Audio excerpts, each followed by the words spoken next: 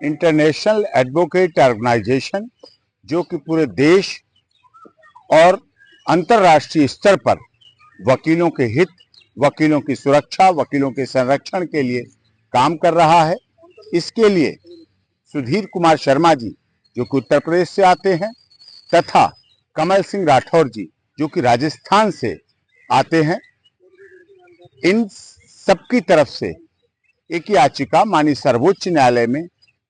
International advocate organisation की तरफ से लगाई गई है, जिसमें देश में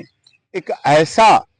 ऑर्डिनेंस आना चाहिए जो वकीलों के सुरक्षा करे, एडवोकेट प्रोटेक्शन एक्ट को लाने के लिए, जिसके एडवोकेट प्रोटेक्शन एक्ट के द्वारा जो वकीलों पर झूठे केस लगाए जाते हैं, जो उन्हें षड्यंत्र के तहत, राजनीतिक साजिश के तहत, दुर्भावना के तहत फंसाया जाता है। पुलिस अपनी दुर्भावना निकालने के उन पर केस करती है,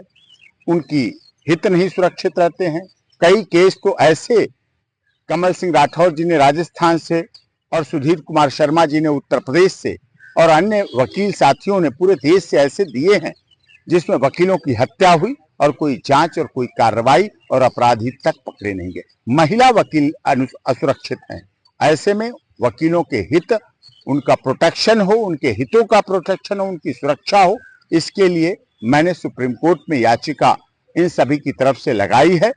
जिसमें lawyers welfare association, BSK lawyers federation और सबका बड़ा सहयोग है। और उसके द्वारा देश में वकीलों के हितों की सुरक्षा हो, उनका प्रोटेक्शन हो,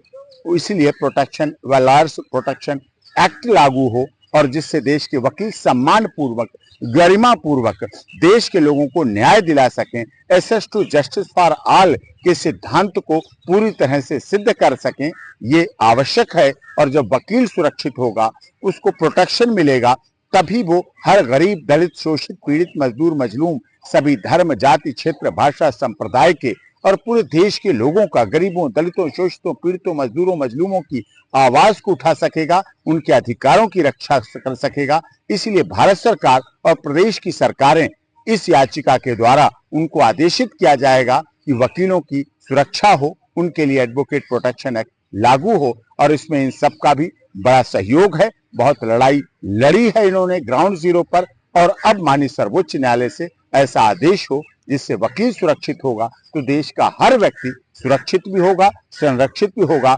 सुप्रीम कोर्ट को भी और माननीय जो हमारा संविधान है देश का, उसके लिए भी बहुत आवश्यकता है कि वकीलों की सुरक्षा और संरक्षा मिले।